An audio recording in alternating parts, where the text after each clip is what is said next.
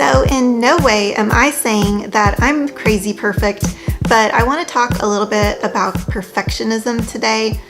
I know I tend to throw the term perfect around loosely, and that might be something that you do too.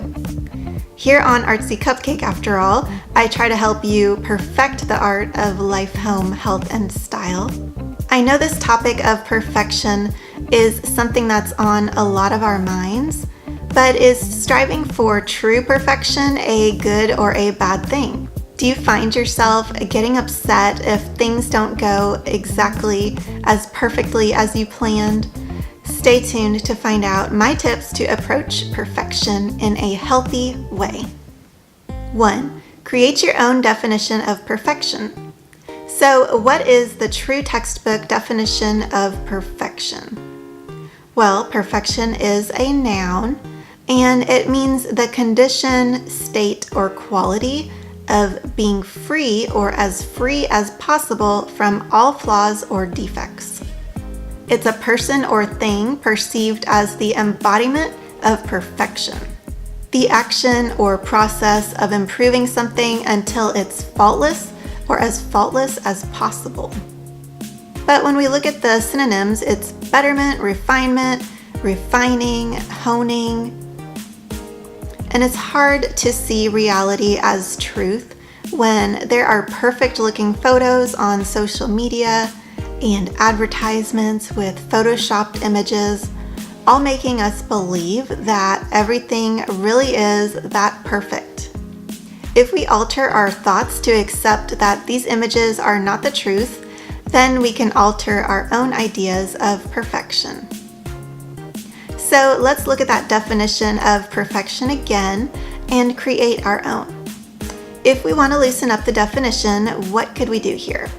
The action or process of improving something until it is faultless or as faultless as possible. Well, if we just take off everything after the word something, we have the much more achievable definition of the action or process of improving something. That leaves this more open so that you can interpret improving in any way that you want for the particular task at hand. So now that we have a new definition of perfection set in our minds, let's move on to the next tip. 2. Your personal best is different from my personal best. Seeing what appears perfect in social media or advertisements is one thing, but what about comparing yourself to other people that you see every day in your life? Your friends or your family or even just acquaintances? I don't know if it's built-in human survival technique or what, but comparing yourself to others just seems to be part of our human nature. The problem with this is that if you compare yourself to everyone else and you try to have the same goals or achievements as them, it can sometimes drive you crazy. You can enjoy life much more if you worry less about what everybody else is doing. It's great to get tips or aspire to things based on what you've seen others do, but if you don't do everything exactly the same, it doesn't mean that you didn't do it right, it just means that you did it differently and possibly better. Compare yourself to yourself. Make sure not to judge your own abilities by comparison, but judge yourself based on your own unique goals and accomplishments.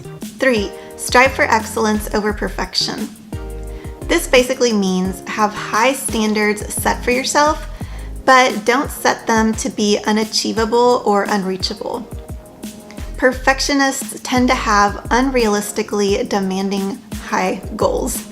High standards are good and can help you achieve goals, and it helps you do lots of things that you're proud of. But aiming for perfection is a totally different thing.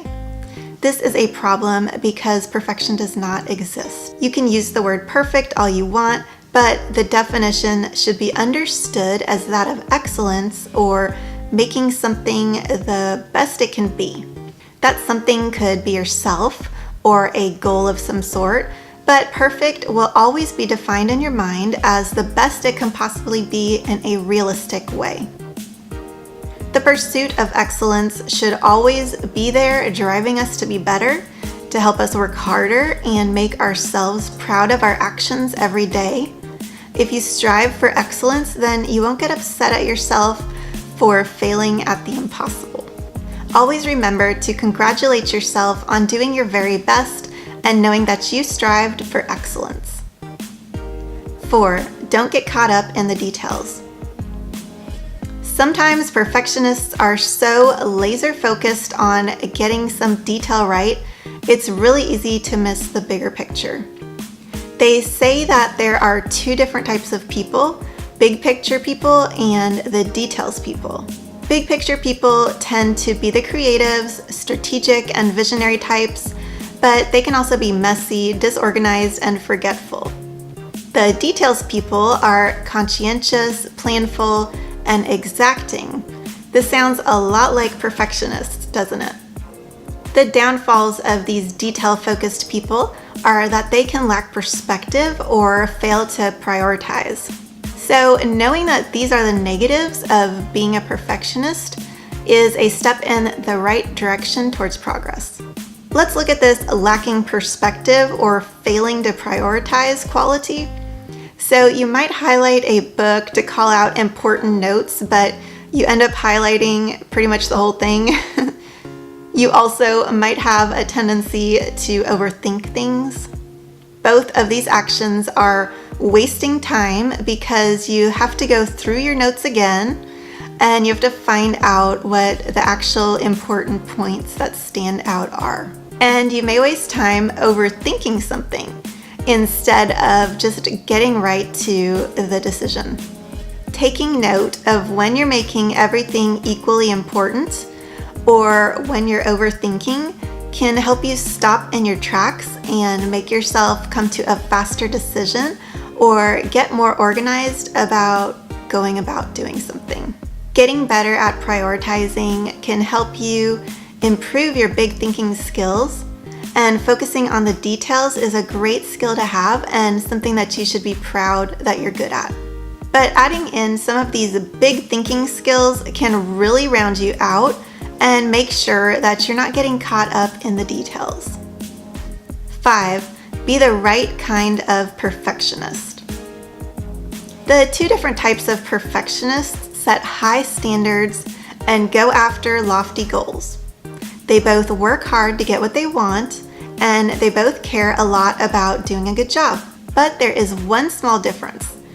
Positive perfectionists are achievement-oriented, and negative perfectionists are failure-oriented.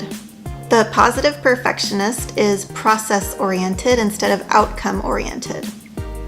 Focusing on the process of the task at hand rather than the outcome means goals typically are performance-based rather than achievement-based.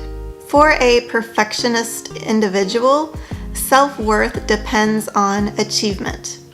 And if that achievement goal is perfection, which is impossible to achieve, you will likely perceive yourself as worthless or a failure due to not achieving perfection.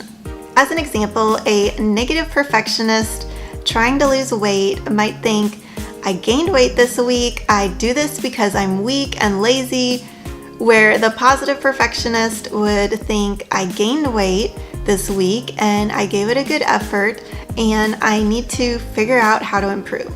So for those perfectionists out there, always make your goals process-oriented rather than goal-oriented, and look at the performance rather than the achievements. You can remind yourself to be a positive perfectionist with the repetitions of the P's here. So positive perfectionist equals process-oriented and performance-based. Okay, now you have all 5 tips and you can go on to be the perfect perfectionist. No, I'm just kidding. Just don't take yourself too seriously, and I hope that I helped some fellow perfectionists out there. Make sure to subscribe and leave a comment below if you're a self-proclaimed perfectionist, and if you liked this video. Thank you so much for watching, and I hope you have a very happy day.